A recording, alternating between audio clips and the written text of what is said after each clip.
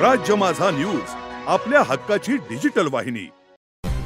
अंबरनाथमधील उद्योजक विश्वनाथ पनवेलकर यांच्या घरावरील गोळीबाराप्रकरणी फरार असलेला मुख्य आरोपी जितेंद्र पवार उर्फ टायगर याला शिवाजीनगर पोलिसांनी बेड्या ठोकल्या आहेत। मध्यरात्री लोणावळा इथून त्याला ताब्यात घेण्यात आल्याची माहिती पोलिसांनी दिली आहे। जितेंद्र पवार हा गोळीबार झाल्यानंतर फरार झाला होता, तर त्याचा साथीदार खालिद शेख याला अटक करत गुन्ह्यात वापरलेली गाडी सुद्धा पोलिसांनी हस्तगत केली होती।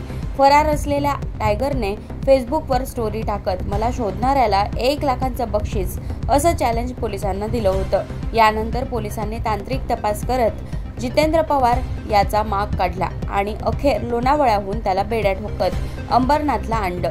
त्याला आज न्यायालयात हजर केलं जाणार असून पोलीस कस्टडीची मागणी केली जाणार असल्याची माहिती सहाय्यक पोलीस आयुक्त शैलेश काळे यांनी दिली आहे।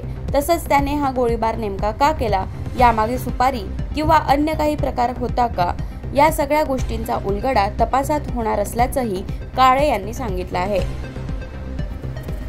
शिवाजीनगर पोलीस स्टेशनमध्ये 2 दिवसापूर्वी फायरिंगच्या अनुषंगाने एक गुन्हा दाखल आहे।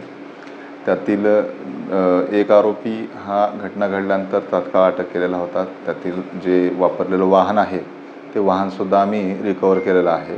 यातील मुख्य आरोपी जो आहे तो आरोपी जितेंद्र उपर टायगर उमाजी पवार हा फरार होता, पळून गेलेला होता। आम्ही टेक्निकल ॲनालिसिसच्या आधारे त्याला अटक केलेला आहे आणि याबाबतचा तपास जो आहे तो सध्या चालू आहे।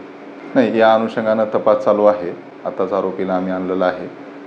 माननीय न्यायालयात त्याला हजर करून आम्ही पोलीस कस्टडी रिमांड मागत आहोत।